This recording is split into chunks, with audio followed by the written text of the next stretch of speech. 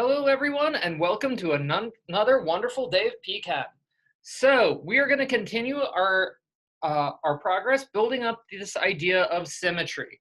So last time we were building up how we can use irreducible representations to represent how symmetry operations affect individual components of a molecule, specifically things like orbitals or combinations of orbitals, with some very clear consequences to topics such as molecular orbital theory.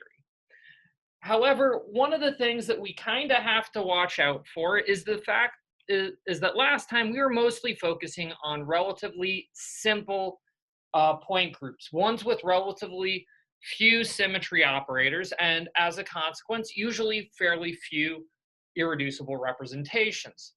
Unfortunately, things get a little bit more complicated as we build up more symmetric point groups, or in other words, those that contain a lot more symmetry operations. Because at this point, we quickly end up with 6, 10, 12 symmetry operations not being unusual. So one of the things that we can do to help keep this moving a little bit more smoothly is by collecting some of our symmetry operations into something called classes. So these are going to be symmetry operations that will always all have the same effect when I apply them to a molecule. So we say that two symmetry operations will belong to the same class if they obey two major rules. So the first of one is that they have to be of the same type. So first, they have to both be, say, an n-fold rotation of the same n. So this is not unusual to have 3 or 4 C2 rotations. Or, for example, we can have quite a plethora of mirror planes going through a molecule. 2 or 3 mirror planes is far from unusual. Now, just because they belong to the same type doesn't mean that they're going to be of the same class or have the same effect. And we definitely saw this when we were looking at the C2V point group, which had 2 different mirror planes, but they definitely weren't identical. And that's where this second rule comes into play. And this one's a little bit more messier. And this is the idea that 2 symmetry operations, say R and R prime, are going to be of the same class if I can use a different symmetry operation, one belonging to a different type, which can transform my original symmetry operation to another member of the same class by applying both the operation and the inverse operation. Because it should make sense that these two will be identical if I apply an operation and its inverse, because these two combined together should give me back the identity matrix, which should help prove that these two operations are identical. Now, let's be honest, this is a little bit of a mathematical mess and a little bit abstract. So let's try and work with a more kind of concrete example. Let's look at our good old friend, the C2V point group. So C2V contains 4 operations: E, identity, the 2-fold rotation or 180-degree rotation, and 2 mirror planes that occur at right angles, with the sigma V going around the XZ axis and the sigma V prime going around the YZ. So if I try and apply this set of operations, let's say I try and take this point, so first of all, we know that C2 is its own class because it's the only operation of its type, and the same thing with the identity. So the only 2 operations that could potentially belong to the same class are my 2 mirror planes. So let's go ahead and try and treat the sigma V mirror plane as my R. So in this case, what I would do is I would have to apply my C2 as my S, and because C2 is also its inverse operation, it will also be my inverse S. So what I can then do is do a 180-degree rotation, applying C2, Then I go ahead and do a reflection across the YZ mirror plane, and then another 180-degree rotation. And it turns out when I do all of this together, all I end up with is my original mirror plane rotation. So essentially, what it gives me back when I try it and apply this series of operations is it gives me back myself. It doesn't give me back the other operator. So what this ends up helping show is that these four operators all form their own class. So in this case, the C2V point group contains four separate classes, each belonging to a single operator. Now things get a little bit more messy when we go to C3V symmetry. So C3V symmetry produces a grand total of 6 operators. So of course we have the identity. We also have a forwards threefold rotation and a backwards threefold rotation.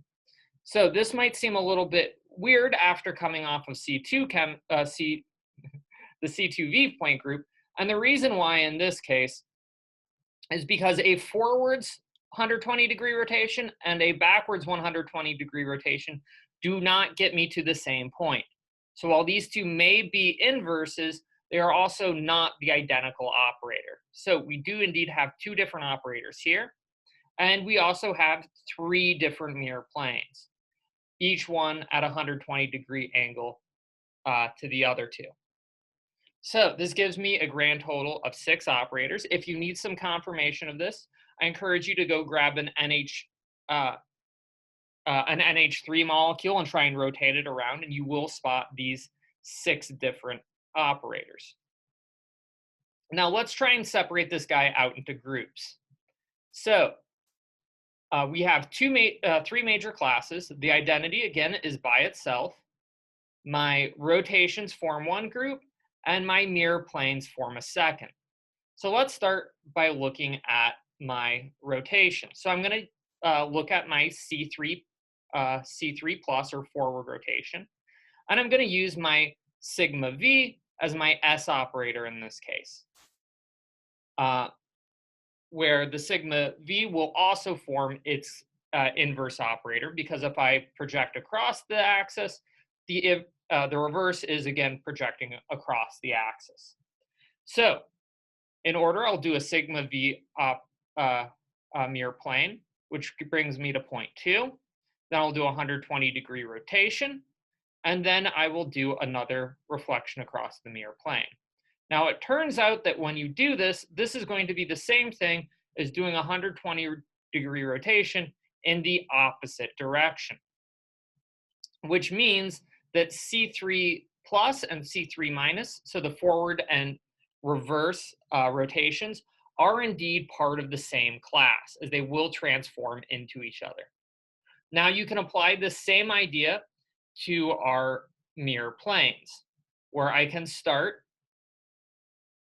with a 120-degree rotation, reflection across the mirror plane, and then a rotation back in a 120-degree rotation, and you end up at about this point, which turns out to be the same thing as a reflection across the sigma V prime plane. So we can show that sigma V will transform to sigma V prime, and it turns out if you apply the C3 minus followed by the C3 plus, you'll end up with the sigma V double prime. So congratulations, our n-fold rotations and our mirror planes all land into their own classes. So this means that we end up with a grand total of 3 classes for C3V. So we have our identity, our rotations, which contains 2 separate operators, and our vertical mirror planes, which contains 3 operators. So this is something that can occasionally be non-intuitive. While the C2V point group contains fewer operators, it contains more distinct classes than the C3V point group, which has more operations, but they're much more symmetric, so they all belong to only 3 classes. Now, at this point, you might wonder why we care so much about classes of these symmetry operations. Well, we're going to see that they come in handy in a number of places. The first of which is that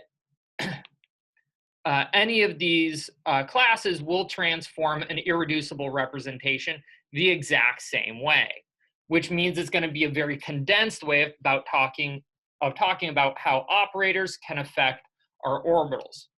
But there's also another really wonderful theorem that can save our butts, which is this idea that the number of classes of symmetry operations is also going to be the same as the number of irreducible representations.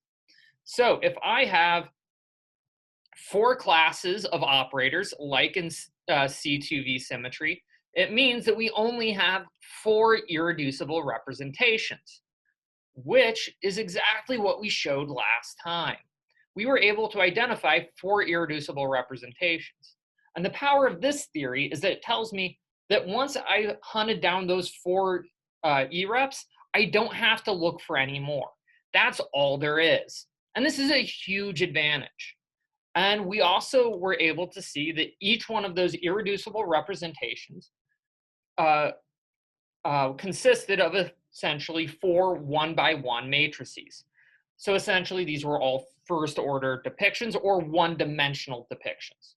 And this is actually a huge advantage, because in these 1D representations, we're able to convey how each one of these E-reps is transformed by each one of these classes using a single number, which was just what the value of that 1-by-1 matrix was.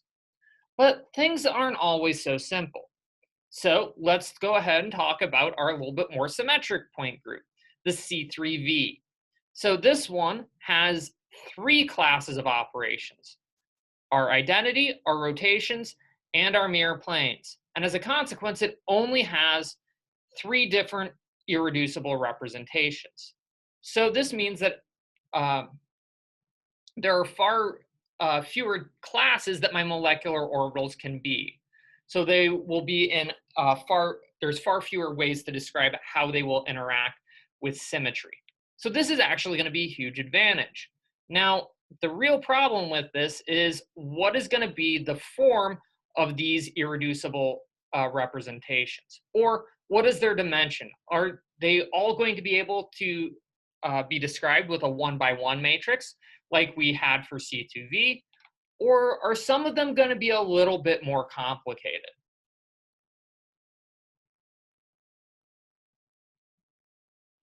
So we can try and answer this question a little bit with this idea of that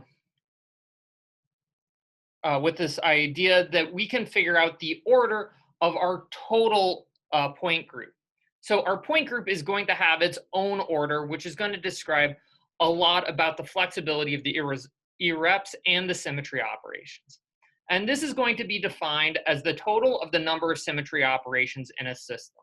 So for C2V symmetry, we have 4 operators. So this is called a 4th order point group.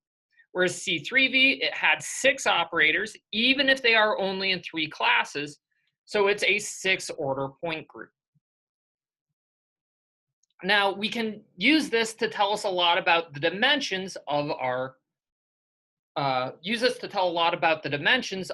individual irreducible representations using another equation, which is simply that we can take the sum of the dimensions of our irreducible representation. So are they a 1-by-1 matrix, a 2-by-2 matrix, a 3-by-3 matrix? We square that dimension, add these all together, and we'll get the total order of the system.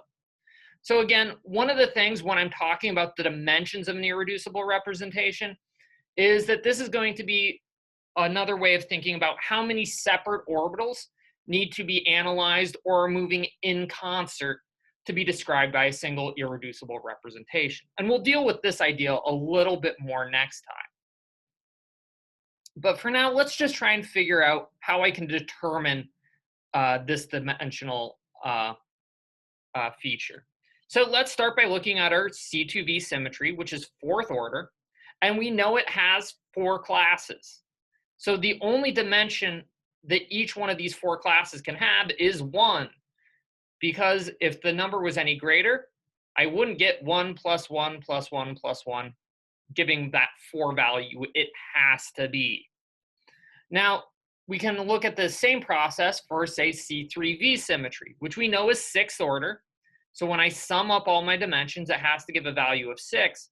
But now here we get into a little bit more messy of a scenario, because I only have 3 classes.